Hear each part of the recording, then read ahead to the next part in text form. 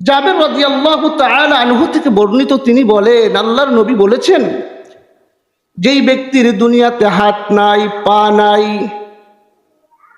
পুরা শরীরটা প্যারালাইসিস হয়ে গিয়েছে, বিছানার পর বছরের পর বছর পড়ে আছে, আল্লাহর নবী বলেন কিয়ামতের ময়দানে আল্লাহ তাআলা ওই ব্যক্তিগুলোকে আহ্বান করবেন, আসো আমার কাছে আসো। কি বলবেন?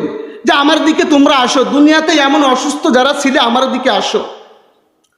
আল্লাহ তাআলা ওই অসুস্থ ব্যক্তিদেরকে যখন ডাকবেন, কিয়ামতের ময়দানের সুস্থ মানুষগুলা সবাই তাকিয়ে থাকবে যে কি ব্যাপার, আমরা সুস্থ, আমাদেরকে ডাকে না, অসুস্থ মানুষগুলা দুনিয়াতে, এদের কেন আল্লাহ ডাকে? সবাই তাকিয়ে থাকবেন।